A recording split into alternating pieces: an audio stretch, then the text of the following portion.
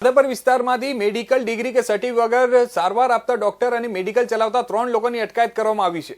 માધાપર નવાવાસ ખાતે ડોક્ટર જગદીશ પટેલ આર્થિક ક્લિનિક નામનું દવાખાનું ચલાવતો હતો। ડોક્ટરની ડિગ્રી તેમજ લાયસન્સ નહીં હોવા છતાં પ્રેક્ટિસ કરતો હતો।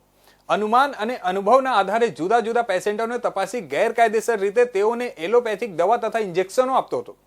બેચલર ઓફ અલ્ટરનેટ મેડિસિન ડિગ્રીનું પ્રમાણપત્ર મળ્યું, જે સરકાર માન્ય ડિગ્રી નથી। આ ઉપરાંત અન્યના લાયસન્સ પર અંશ મેડિકલ સ્ટોર ચલાવતા મહેન્દ્ર પટેલ અને જેના નામે લાયસન્સ છે તેવા નઈમ આલમ સામાન પણ પોલીસે ધરપકડ કરી છે। ભુજના માધાપર ગામે આવેલા આર્થિક ક્લિનિક નામના દવાખાનામાં એલસીબીએ દરોડો પાડીને લોકોના આરોગ્ય સાથે છેડા કરતા બોગસ તબીબ અને મેડિકલ ચલાવતા 2 ઇસમોને ઝડપી લઈ કાયદેસરની કાર્યવાહી માટે માધાપર પોલીસ મથકના હવાલે કર્યા હતા।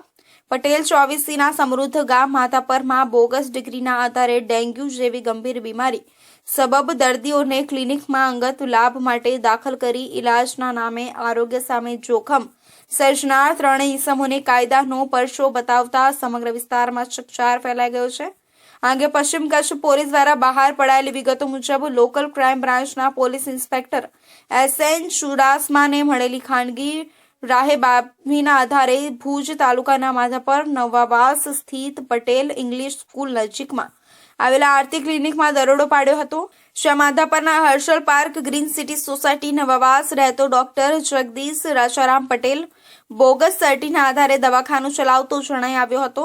તેની પાસે કોઈપણ સરકાર માન્ય ડોક્ટરની ડિગ્રી તેમજ લાયસન્સ ન હોવા છતાં પ્રેક્ટિસ કરી માધાપર વિસ્તારના દર્દીઓને તેઓના દવાખાનામાં દાખલ કરી એલોપેથિક દવાઓ આપવાનું તથા ઇન્જેક્શન આપવાનું તેમજ બાટલા ચડાવવાનું, દર્દીઓના બ્લડ સેમ્પલો મેળવી લેબોરેટરીમાં મોકલવાનું કૃત્ય કરતો હતો।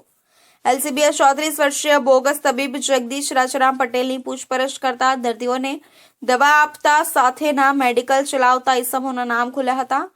તેમાં નઈમ આલમ સમા ઉંમર વર્ષ 26 રહેનાર સેજવાડા માતમ અપનાનગર 1 ભુજમાં રહે છે અને બીજો હતો કે મહેન્દ્રભાઈ જગદીશભાઈ પટેલ ઉંમર વર્ષ 26 રહેનાર મકાન નંબર 11 બી ગ્રીન સિટી નવાવાસ માધાપુર તાલુકા ભુજની પણ અટકાયત કરી વધુ તપાસ માટે પોલીસ મથકના હવાલે કર્યા હતા।